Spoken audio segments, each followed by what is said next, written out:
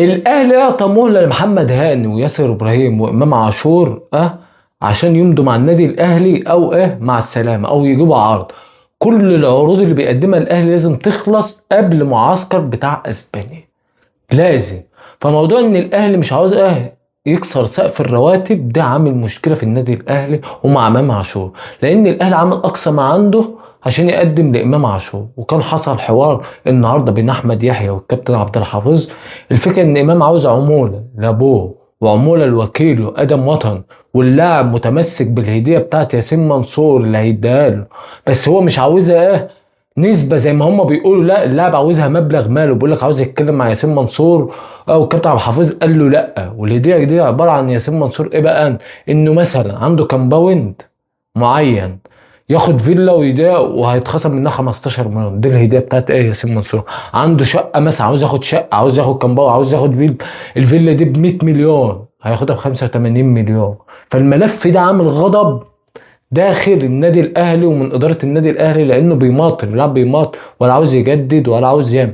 المشكله بقى اللي كانت عندي وعندي جمهور الاهلي انه كانوا بيحسبوا ان امام عاشور هيوافق اصلا بالمبالغ اللي هم بيقولوا عليها دي. ده حاجه مستحيله في النادي الاهلي، من الحاجات المستحيله في النادي الاهلي ان امام عاشور يمضي بالمبلغ اللي انت بتقوله ده. اللاعب مش هيفضل في النادي الاهلي الا ما ياخد زي زيزو، بس انتوا مش مقتنعين بالكلام من ده طبعا. ازاي هو اللاعب هيرضى ب 50 مليون لما يلاقي لاعب تاني بياخد 160 مليون؟ هيرضى ب 150 مليون؟ ب 50 مليون اللي انت عاوز تديها له، واحد تاني بياخد 160 هو ياخد 50. ما هو عقلها انت، خليك انت مكانه. والاهلي ما عادش عاوز يرفع اكتر من كده، بيقول لك انا عملت اللي عليا. ده اللاعب هياخد 50 مليون غير الهديه اللي هياخدها من ياسين منصور، ده غير الاعلانات على مجهوده، هياخد نسبه من الاعلانات، غير الاعلانات وعقد الرعايه. فانت ما تعرفش المبلغ هيوصل لكام. ده يكون اكبر عقد بعد ما تريزيجيه مشى وبعد ما زيزو. ده يكون اكبر عقد في النادي الاهلي هو امام عاشور. والاهلي بيقول لك بقى ما احنا يعني انت مش عاجبك خلاص براحتك، كمل معانا السنتين اللي لسه في عقدك سنتين، او تجيب لنا عقد من 8 ل 10 مليون دولار عشان احنا نوافق عليه. 5 مليون مش هنوافق. فاللاعب لسه هنشوف هيوصل لايه. اللاعب هيمضي مع الاهلي بس هي الحاجه واقفه، والاهلي دلوقتي بيقول لك خلاص. يعني هو احمد يحيى لما كلم النادي الاهلي قال لك العقد موجود، هو عاوز يمضي ويقراه، هو ده اقصى حاجه عندنا.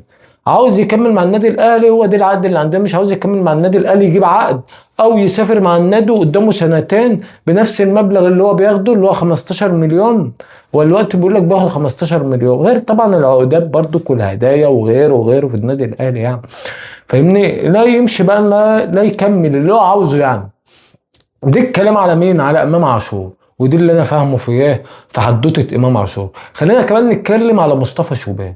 الاهلي بقى على مصطفى شوبير وعموته على مصطفى شوبير وعاوزينه يكمل. فالاهلي مقدم عرضه برضه وبعض التنازلات، ودي التنازلات دي الاهلي شايف ان ده اكبر تنازلات ممكن يعملها زيه. يعني مصطفى شوبير ده الاقرب لامام عاشور، هيكون اقل منه بحاجه بسيطه. يعني ما فيش الهدايا بتاعت ياسين منصور ال 15 مليون بتاع ياسين منصور، بس المبلغ بتاعه يكون كبير. لا هياخد له برضه هيوصل ل 40 ل 50 مليون في السنه. والاهلي شايف ان هو ده المستقبل وان هو ده الحارس وان ما ينفعش يمشي. فهم بيحاولوا يخلصوا مع مصطفى شوبير زي امام عاشور. خلينا نتكلم كمان على هاني يعني موضوع هاني وياسر ابراهيم هو الاقرب له. نفس اللي حصل قبل كده مع اكرم توفيق في نص الملعب ومع اللاعب رامي ربيع. الاهلي ما بيقدرش اللعيبه بتاعته، اللاعب اللي بيعمل مشاكل هو اللي بيكمل، وهو اللي بيكمل مع النادي الاهلي. اما واحد زي هاني مثلا الاهلي عرض عليه 20 مليون وداخل عقد ليه 20 مليون وخمسه مكافآت ومش عارف على الرغم ان هو ممكن مثلا يخليه 25 وخمسه مكافآت و10 مليون اعلانات، والاهلي مش خسران حاجه وبيقول لك انا ما بدفعش حاجه من الاعلانات. انا بس بوصل اللاعب بتاع الاعلان وباخد نسبه واللاعب بياخد نسبه والدنيا بتكون جميله. ياسر ابراهيم شايف ان هو بقى بطل العالم وان هو لعب في كاس العالم وعنده 33 سنه وداخل عقد ليه، فعاوز يمضي وبيضغط على الاهلي بفكره اللي هو اهلي جاي له باين عرض سعودي وبيضغط على الاهلي بيه، وان عاوز فلوس معينه، وان لازم يتقدر برضك بمبلغ كبير. وبيقول لك يا عم مش لازم زي امام عاشور ومصطفى شوبير، عشان الاهلي حاطط دول فئه رقم واحد واعلى من فئه رقم واحد، وبيكسروا الحاجه عشانهم. يا عم بيقول لك عاملهم يا عم زي حسين الشحات. حسين الشحات بياخد 35 مليون مع شويه اعلانات، يعني بيوصل ل 40 ولا حاجه. اديلهم يا عم زيهم، ادولهم يا عم زيه. خلينا كمان نتكلم ان في اتنين لعيبه بيراميدز عاوزاه من النادي الاهلي. واحد زي احمد شريف، خلاص محمد شريف، شريف المخيف، وله 5 سنين، واللاعب مش عاوز يمشي من النادي الاهلي، وعاوز العقد كان ماضي مع الاهلي 5 سنين، وعاوز المبلغ كله. وما تنساش اللي انا بقوله لك دوت، بيراميدز عاوزاه. وبرده كده عمر كمال مشى فريه، وكان لسه له عقد سنه واحده، وما طلبش بالعقد دوت، وقال لك يا عم خلاص اديني استثنى وانا امشي.